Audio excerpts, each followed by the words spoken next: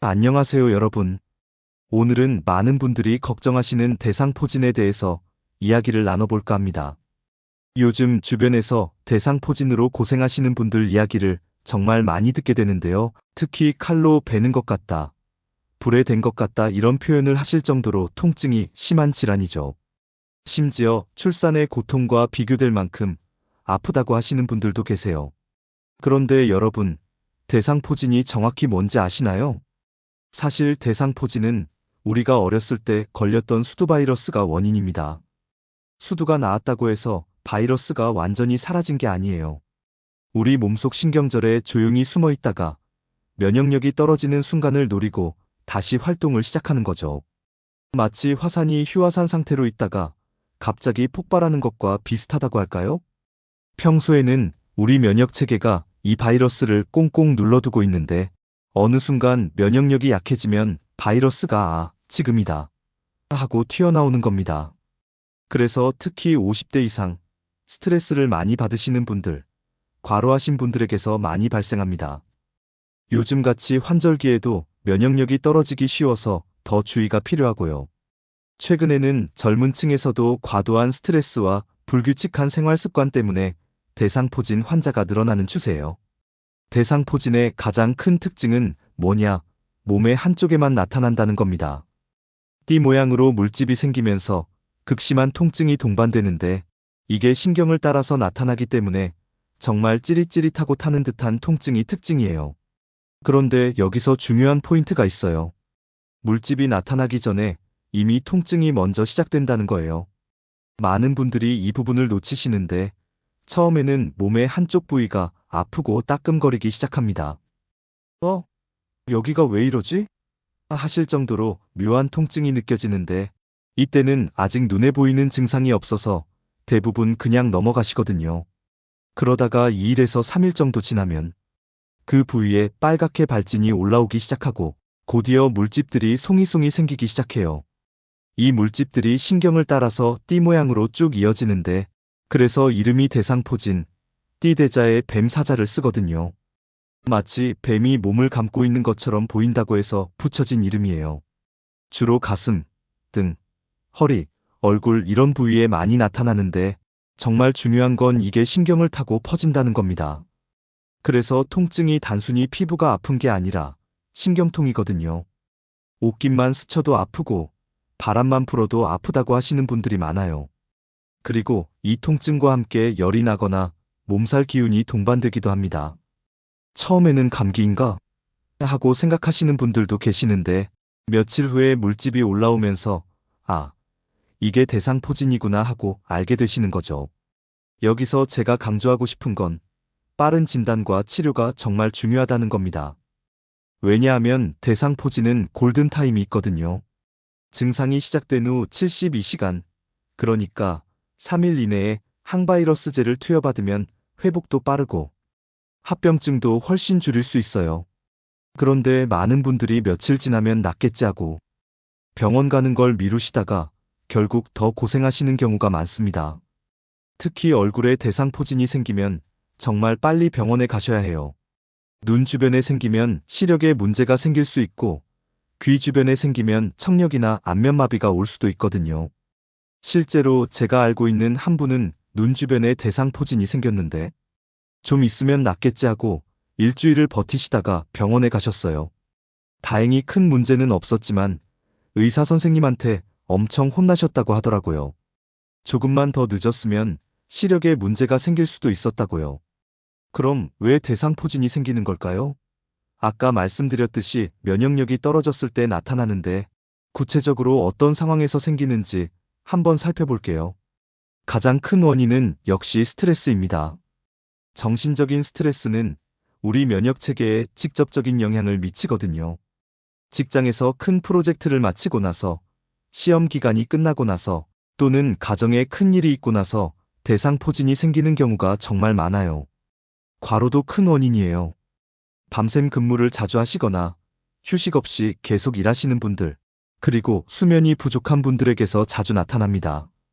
우리 몸은 쉴 때 면역력을 회복하는데 계속 혹사당하면 면역 체계가 제대로 작동을 못하는 거죠. 나이도 중요한 요인이에요. 50대 이상이 되면 자연스럽게 면역력이 떨어지기 시작하거든요. 그래서 대상포진 환자의 절반 이상이 50대 이상이라고 합니다. 특히 60대, 70대가 되면 발병률이 더 높아지고 한 번 걸리면 회복도 더디고 합병증 위험도 커져요. 최근에는 당뇨병이나 암 같은 만성질환을 앓고 계신 분들 또는 면역억제제를 복용하시는 분들에게서도 많이 나타납니다. 이런 경우는 면역력이 약해져 있는 상태니까 바이러스가 더 쉽게 활동을 시작하는 거죠. 그리고 요즘 젊은 분들 중에도 대상포진 환자가 늘고 있는데요. 이건 대부분 극심한 스트레스와 불규칙한 생활 습관 때문이에요. 야근하고 술 마시고 제대로 못 먹고 못 자고 이런 생활이 반복되면 20대, 30대도 대상포진에 걸릴 수 있습니다. 자, 그럼 대상포진에 걸리면 어떻게 치료해야 할까요? 가장 기본이 되는 건 항바이러스제 투여입니다. 아시클로버, 발라시클로버 같은 약을 복용하게 되는데 이게 바이러스의 증식을 막아주는 역할을 해요. 아까 말씀드렸듯이 증상 시작 후 72시간 이내에 복용을 시작하는 게 가장 좋습니다. 그리고 통증이 심하니까 진통제도 함께 처방받게 되는데요. 일반 진통제로는 효과가 없는 경우도 많아서 신경통에 특화된 약을 쓰기도 해요. 경우에 따라서는 신경차단술 같은 시술을 받기도 합니다. 물집 부위는 항상 청결하게 유지하는 게 중요해요. 2차 감염이 되면 더 복잡해지거든요. 물집을 손으로 터뜨리거나 긁으면 절대 안 됩니다.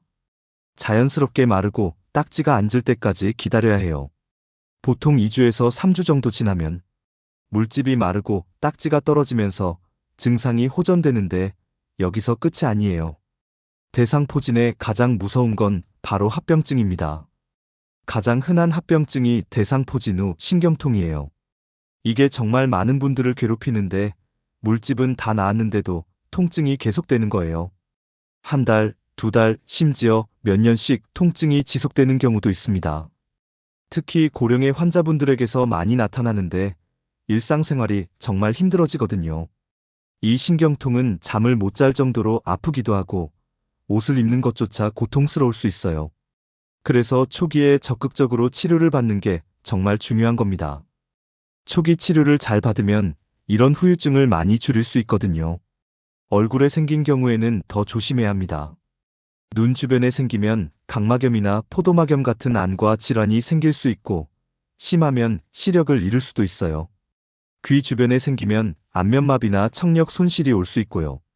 그래서 얼굴에 대상포진이 생기면 반드시 안과나 이비인후과 진료도 함께 받으셔야 합니다. 드물지만 뇌수막염이나 뇌염 같은 심각한 합병증이 생기는 경우도 있어요. 극심한 두통, 고열, 의식혼란 같은 증상이 나타나면 즉시 응급실로 가셔야 합니다. 자, 그럼 이제 가장 중요한 예방법에 대해서 말씀드릴게요. 대상포진은 예방이 가능한 질환입니다. 가장 확실한 방법은 바로 백신 접종이에요. 대상포진 백신은 50세 이상이면 누구나 맞을 수 있고 요즘은 건강보험 적용도 되는 경우가 있어서 부담이 많이 줄었어요.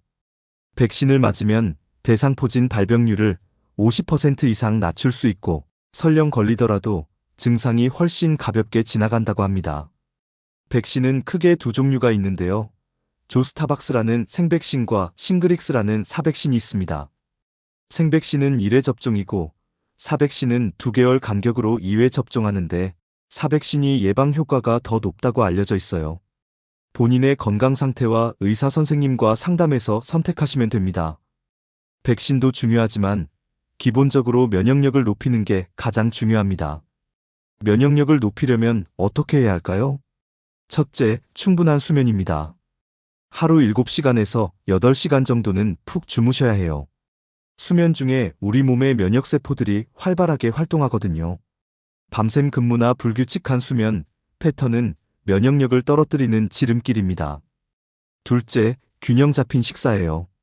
특히 비타민과 미네랄이 풍부한 채소와 과일을 충분히 섭취하시고 단백질도 적절히 드셔야 합니다. 면역세포를 만드는데 단백질이 꼭 필요하거든요. 그리고 과도한 음주나 인스턴트 식품은 면역력을 떨어뜨리니 조심하셔야 해요. 셋째, 적당한 운동입니다. 너무 격렬한 운동은 오히려 몸에 부담을 주지만 가볍게 걷기나 스트레칭 같은 운동은 면역력을 높이는 데 도움이 됩니다. 일주일에 3회에서 4회, 30분 정도씩만 걸어도 좋아요. 넷째, 스트레스 관리입니다. 이게 정말 중요한데 현대인들이 가장 지키기 어려운 부분이기도 해요. 명상이나 요가, 취미 활동 같은 걸로 스트레스를 풀어주시고 힘든 일이 있으면 주변 사람들과 이야기를 나누는 것도 도움이 됩니다. 그리고 환절기나 감기가 유행할 때는 특히 조심하셔야 해요. 다른 질병으로 몸이 약해지면 대상포진이 올 확률도 높아지거든요. 마지막으로 정기적인 건강검진도 중요합니다. 당뇨나 고혈압 같은 만성질환이 있으면 면역력이 떨어질 수 있으니까 기저질환을 잘 관리하는 것도 대상포진 예방의 한 방법이에요. 혹시 주변에 대상포진 환자가 있으면 전염이 될까 걱정하시는 분들도 계실 텐데요. 대상포진 자체는 직접 전염되지 않습니다. 하지만 물집 속에 있는 바이러스가 수두를 앓지 않은 사람, 특히 어린이나 임산부에게 접촉되면 수두로 감염될 수 있어요. 그래서 물집이 다 마를 때까지는 어린아이들이나 임산부와의 접촉은 피하는 게 좋습니다. 자, 오늘 대상포진에 대해서 여러 가지를 알아봤는데요. 핵심만 다시 한번 정리해 드릴게요. 대상포진은 수두 바이러스가 재활성화되면서 생기는 질환이고 면역력이 떨어졌을 때 주로 발생합니다. 한쪽에만 띠 모양으로 물집과 함께 극심한 통증이 나타나는 게 특징이고요. 증상이 시작되면 72시간 이내에 병원에 가서 치료를 받는 게 정말 중요합니다. 빨리 치료받을수록 회복도 빠르고 합병증도 줄일 수 있어요. 50세 이상이라면 백신 접종을 고려해 보시고 평소에 면역력 관리에 신경 쓰시는 게 최선의 예방법입니다. 충분한 수면, 균형 잡힌 식사, 적당한 운동, 스트레스 관리, 이 네 가지만 잘 지켜도 대상포진을 충분히 예방할 수 있어요. 대상포진은 누구에게나 올 수 있는 질환이지만 제때 발견하고 잘 관리하면 충분히 극복할 수 있습니다. 몸이 보내는 신호를 무시하지 마시고 이상하다 싶으면 바로 병원에 가시는 게 가장 중요해요. 오늘 제 이야기가 여러분의 건강관리에 조금이나마 도움이 되었으면 좋겠습니다. 이 영상이 도움이 되셨다면 구독과 좋아요 한 번씩 부탁드립니다. 여러분 모두 건강하시고 다음에 또 유익한 건강 정보로 찾아뵙겠습니다. 감사합니다.